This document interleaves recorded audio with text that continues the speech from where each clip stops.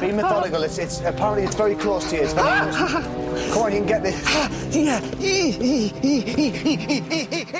When Paul was doing it, you didn't believe that it was real. He was acting up. I don't think he was at all frightened or aware. I mean, you know, in his career, he must have put his hands on all sorts of very strange places. How we all loved watching Paul Burrell squirm. It was wonderful. Not even a stint on I'm a Celebrity could make Burrell a winner with the public, and he had to leave Britain to try and make a new career in America. That's what the princess would have wanted. But the one who proved better than anyone the law that facing your fears works was Janice Dickinson, who most of us had never even heard of, except for me. These are original, right? Sure. It was the model Dickinson, I think, last time she was dragged into it night after night after night.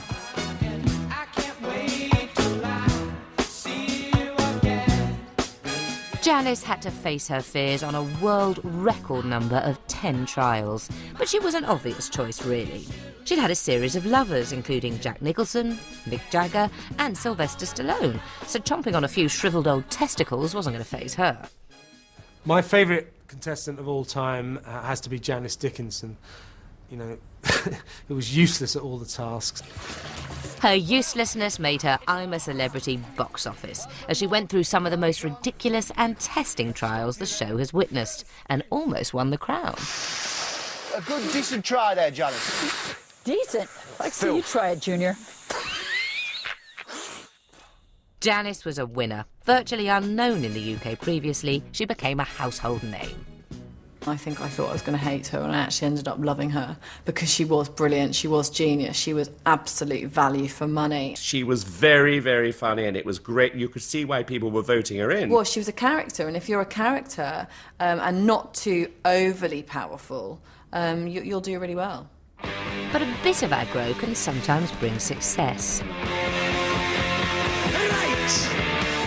Celebrities know that viewers love seeing a bit of controversy. But if you do rebel, you've got to make sure you get it right. John Lydon was a ready-made rebel, but it didn't quite come off. Walking off a reality show is hardly sticking it to the man, is it? What an idiot to behave like that. You know, was he too cool? No, he didn't come across as too cool. He came across as a bit embarrassing. He could have been one of the biggest rock and roll stars ever. That could have been his legacy. But now it was... that he got covered in feathers on I'm a Celebrity, subsequently walked off I'm a Celebrity, and is now advertising butter. He may have lost his credibility, but he won by cashing in. Most recently playing a tweedy old punk in this cosily anarchic dairy product promo. I buy Country Life because I love the taste of me crumpets. Thank you, farmer's wife. Rock and roll. Mike Reed rebelled when it came to his luxury item. I'd said, could I take paper and pencil? No, you can't take both. You can take one or the other. So I said, OK, I will take paper. But the jungle's very own Austin Powers defied the rules and attempted Mission Impossible. We were in the customs, getting in the helicopter to go in. I stole 3 pencils. But they checked everything stringently. It's difficult to hide a long pencil. Wherever did he hide them? I surreptitiously snapped them all in 3, so I had 9 stubbed. I put 1 in my water bottle. I put a couple in Jordan's hair. Jordan's what? Jordan's hair. She had a braided hair. Oh. I think I got in with 3 of them. And then they realised that I had those pencils in there, and they confiscated them. Now, you see, Mike angered the TV gods and became a loser, being the first to be voted off. But another rebel had all the right ingredients. I suppose I did set the benchmark for future rebels who went into the jungle, really. No prizes for guessing what Wazzers Rebellion was all about. We were starving. I thought, 9 sausages. You know, at least 18 sausages should be. And that was just for him. Auntie Worrell Thompson led that hilarious rebellion, the revolt, up to the Bush Telegraph. We charged the gate. I was thinking, is he playing playing? Is he playing? What was he doing? You know, is he having a bit of a laugh here, or is he serious? But he was deadly serious and kind of orchestrated us into this kind of frenzy. 10 points. We got. Showing all the bravado of a slightly plumper and balder Che Guevara was a stomach rumble in the jungle terrified the show's producers. Everything out, everything goes... Well, you're fucking useless at measuring. Do you mind? I know perfectly well I'm a chef. It even frightened Fash. I know perfectly well that amount of rice is half that amount of rice. We got the production team all up in, all very scared and a bit white-faced. I was prodding him in his chest and he said, look, the nutritional value has been checked out. You've got a perfectly good meal there, sausage. I said, fuck the nutritional value. One sausage doesn't constitute a meal. There's all these people around them, and they're basically saying, give us a sandwich. You know, we're hungry. It's like, no, you know, didn't you read the rules? They were whinging away about food. They were pathetic. I was being quite aggressive, and that classic line, "Come, I want to speak to my agent." As far as I'm aware, and I'd like to speak to my agent tomorrow morning. Great rebellions of our time. Get my agent! You don't say things like that. That was so embarrassing. Wazza was a winner, because the public, they love a fire. I just showed that I could stand my ground, and I think the public like that.